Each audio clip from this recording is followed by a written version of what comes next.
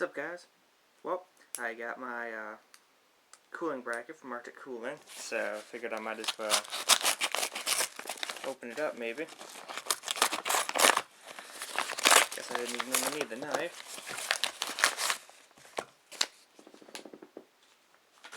Oh good, and it seems that they have sent me the right one the first time.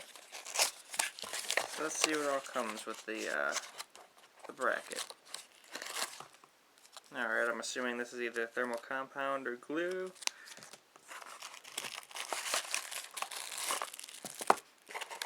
Instructions. The bracket itself.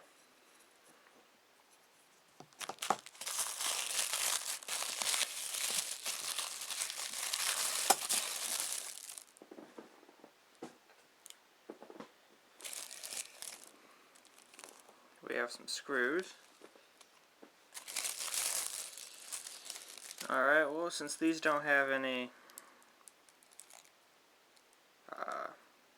glue stuff on the back that you peel off, I'm assuming that this little vial here is glue for these.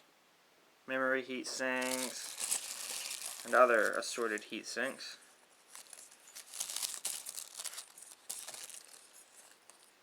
They're all aluminum. So, alright.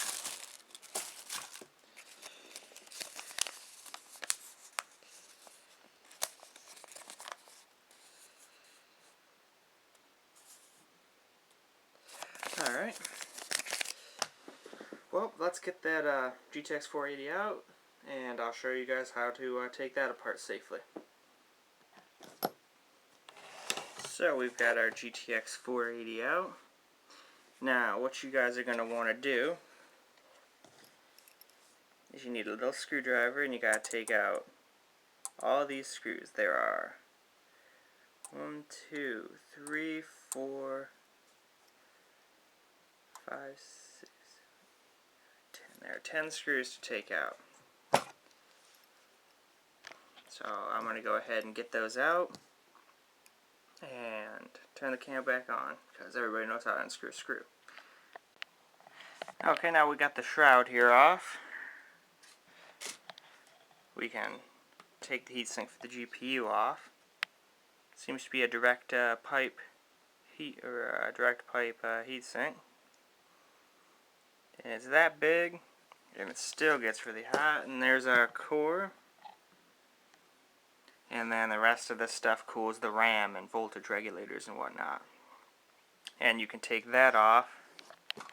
There'll be 2 more screws there and there. And once you take those off, I believe the rest of this will come off. So I'm going to go ahead and do that and then turn the camera back on. Okay. There's 2 hidden screws under this little foam thing. So you gotta make sure you get those 2, otherwise it won't come off. So now I'm going to get this rest of this heatsink off and hopefully get to installing the Arctic cooler. And there we go. We've got the rest of that off.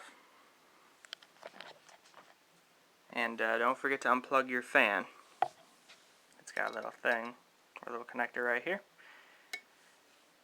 Don't want to damage anything. Now what you're going to want to do is clean up all of the RAM and all the voltage regulators,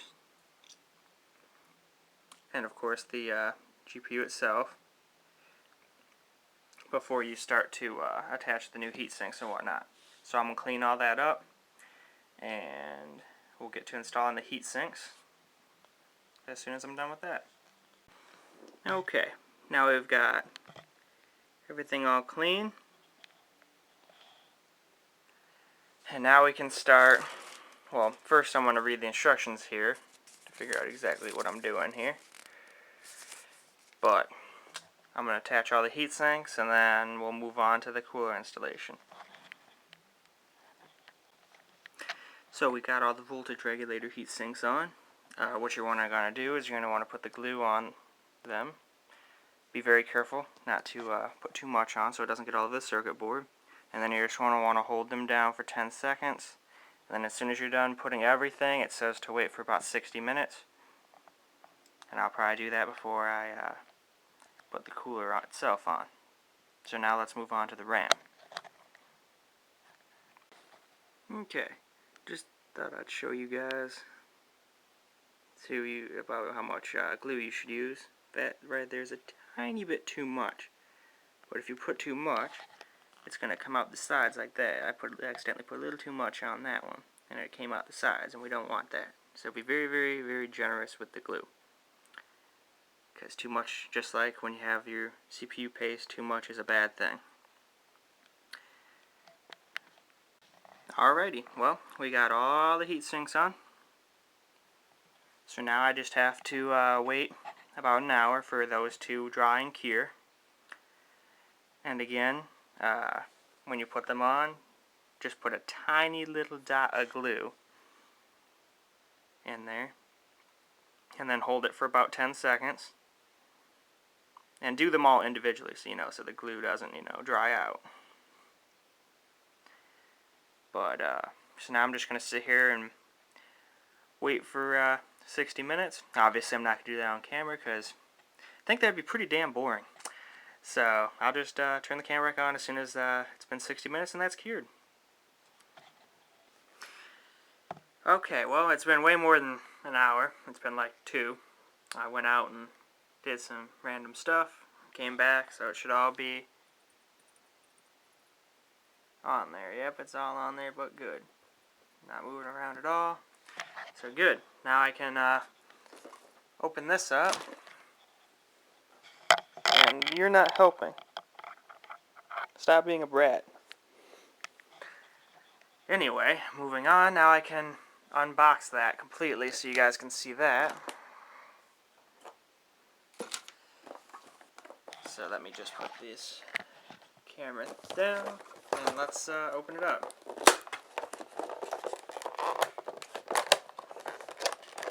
Okay. Is there other... Alright, what the hell is preventing me from opening it?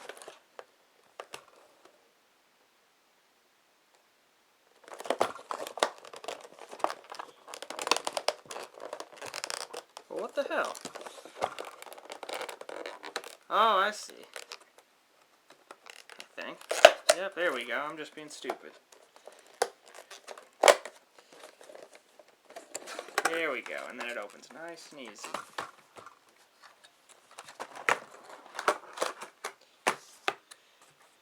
Alright. More instructions.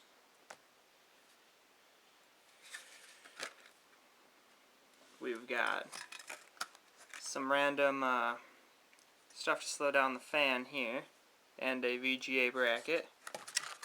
I'm not going to use that. I'm just going to use I'm just going to plug directly in the video card. We got our screws and our case badge. And we have the cooler itself with the thermal paste pre-applied. I'm just going to go ahead and use that.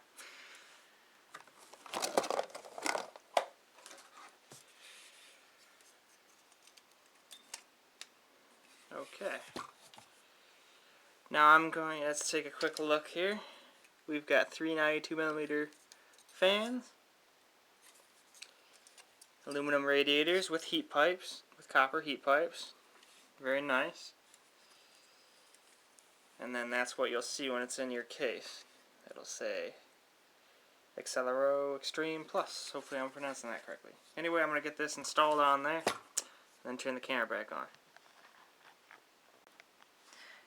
Okay, well, we've got it all installed.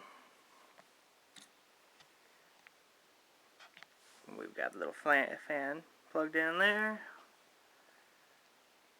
Now when you do the back, you have to put whatever plate you need for your specific video card. You got to put it on. This is the one that comes stock with. You have to put on whatever one yours says to. If it says to leave the stock one on, leave the stock one on.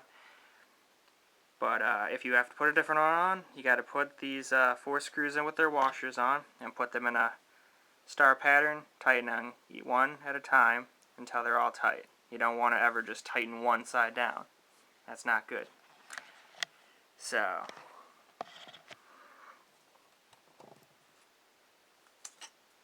looks quite nice like this, I think.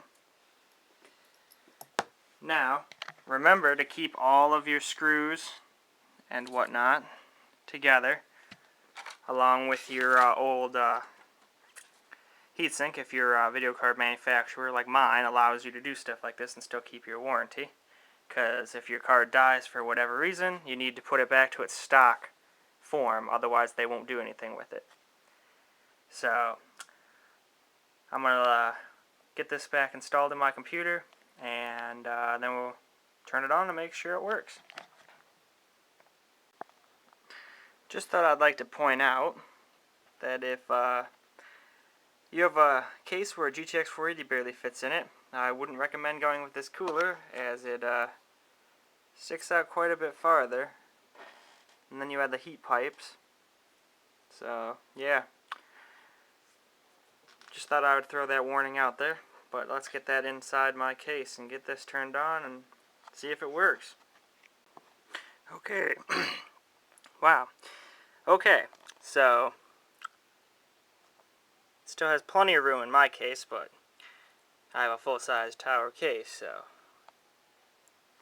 that's just a good idea of how much room I got left after putting it in. And it does take up 3 slots. But it looks like I could just barely maybe get away with adding another card.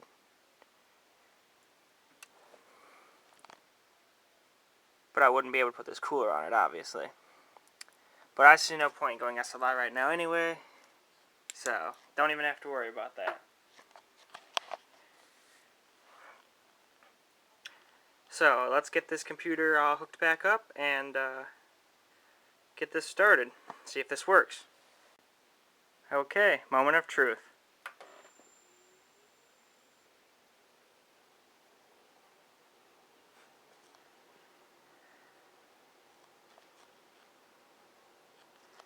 Alright, we got a picture. That's always a good sign. I like that.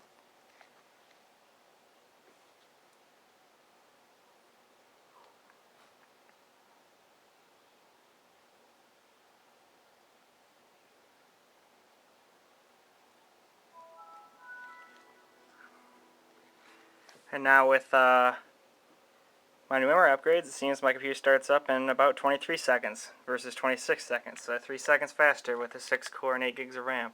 Although I don't think the RAM matters that much. Okay, so for temps, this thing used to idle at about 40, anywhere from 38 to 40 degrees.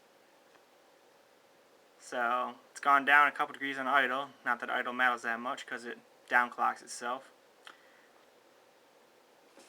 So 100% bone stock. Oh, no, it's going down now. Now it's down to 34 degrees. Nice. Go cooler. So that's like a 4-degree difference in idle right there. Not that idle matters yet again. But I think I have something that stresses. Here we go. We'll run MSI combustor real quick and see what it gets up to.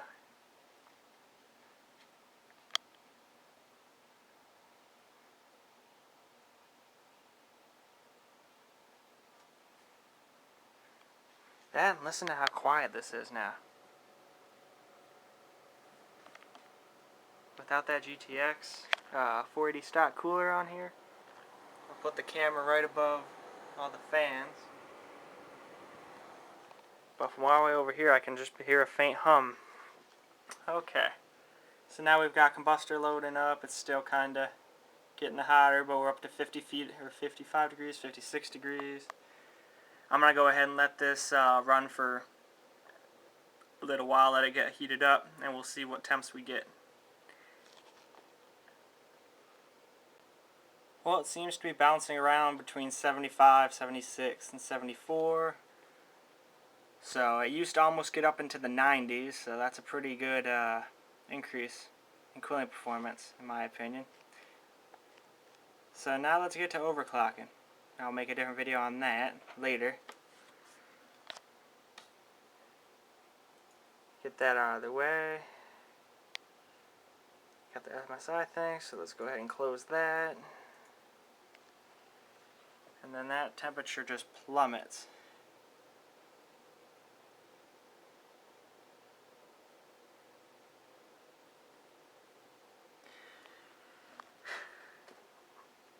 So I'm going to go ahead and overclock it now.